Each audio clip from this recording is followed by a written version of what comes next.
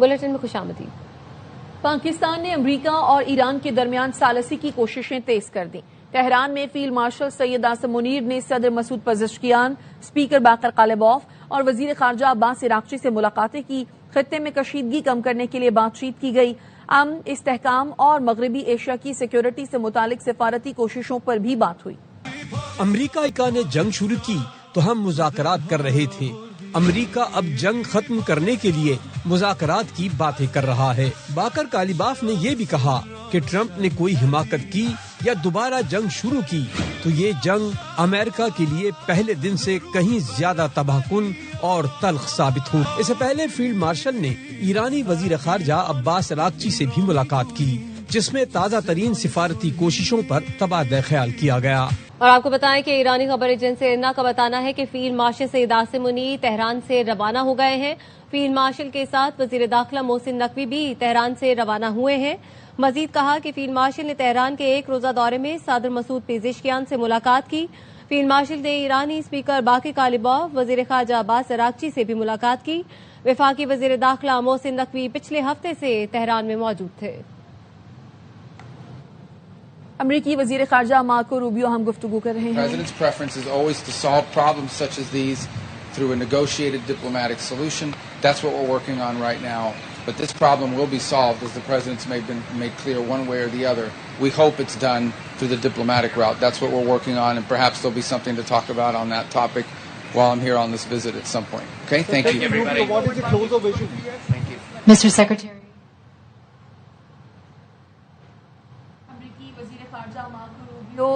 گفتگو کر رہے تھے۔ اس وقت یہ مناظر بھی آپ ملاحظہ کر رہے ہیں۔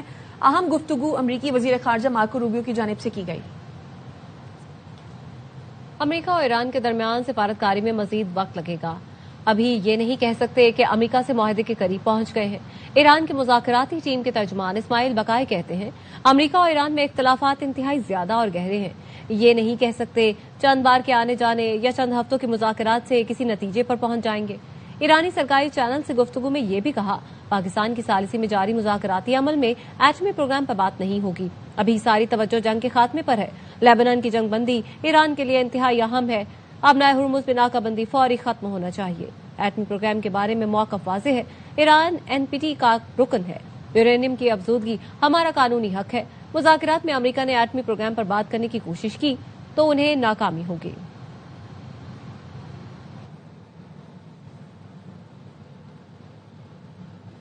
قطری وزیر اعظم شیخ محمد بن عبد الرحمان الثانی اور ایرانی وزیر خارجہ عباس عراقچی کے درمیان ٹیلی فونک رابطہ۔ قطری وزیر اعظم نے خطے میں کشیدگی ختم کرنے کی سفارتی کوششوں کی حمایت کی۔ دونوں رہنماؤں نے خلیج فارس اور مغربی ایشیا میں امن و استحکام کے لیے رابطے جاری رکھنے پر اتفاق کیا۔ قطری وزیر اعظم نے کہا پائیدار امن کے لیے عالمی برادری کو سفارتکاری کا ساتھ دینا چاہیے۔ آزاد جہاز رانی کو یقینی بنانا ناگزیر ہے۔ عباس عراقچی نے واضح کیا خلیج میں بدامنی کی وجہ امریکی اور اسرائیلی جارحیت ہے۔ آبنہ ہرمز تجارتی جہازوں کے لیے کھلا ہے۔ ایران سمندری تحفظ کے لیے اپنی ذمہ داریاں نبھاتا رہے گا۔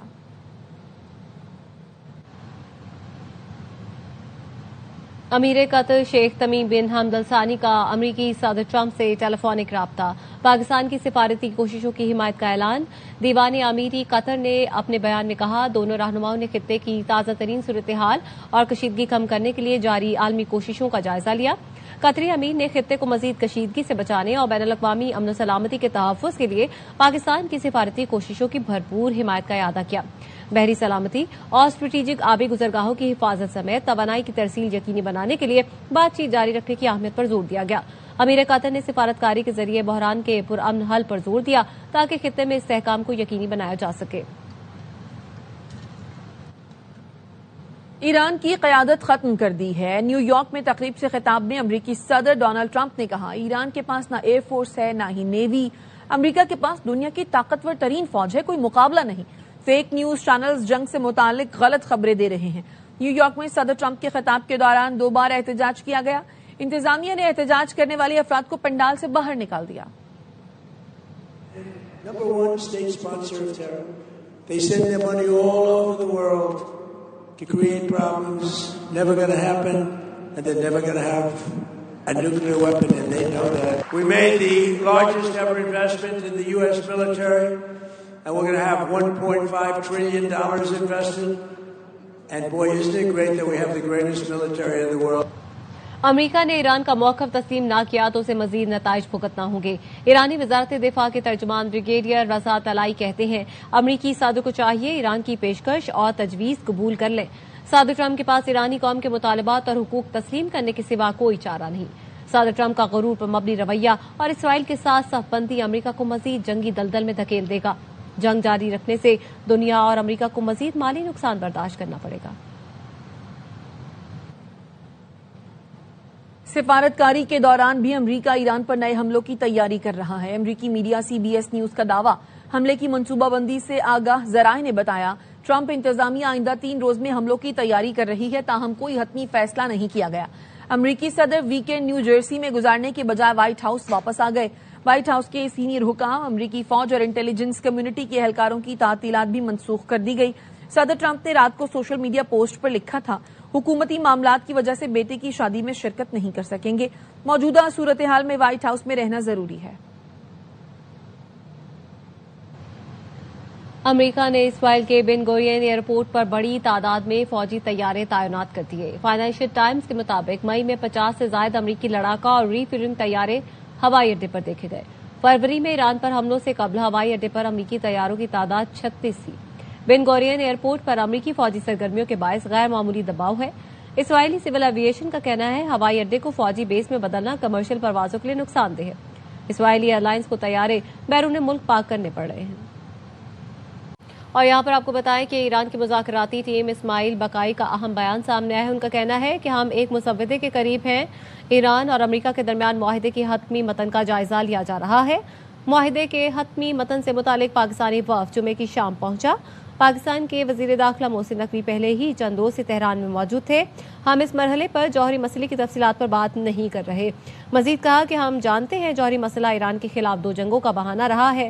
ترجمان ایرانی مذاکراتی ٹیم کا مزید کہنا تھا کہ ابنائے ہرمز سے امریکی فریق کا کوئی تعلق نہیں. منجمد ایرانی فنڈز کا اجرا مسودے کے متن میں شامل کیا جائے گا. ایران لیبنان سمیت تمام محاذوں پر جنگ کے خاتمے پر زور دیتا ہے.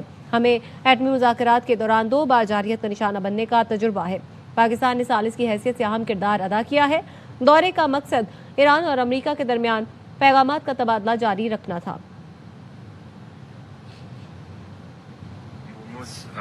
به آمریکا ربطی نداره. تنگه هرمز بین ما و عمان به عنوان کشورهای ساحلی باید در موردش سازوکاری تعریف بشه و صدر ٹرمپ نے امریکی جھنڈے والے ایران کا نقشہ جاری کر دیا. ٹروتھ سوشل پر جاری تصویر میں united state of middle east بھی لکھا ہوا ہے.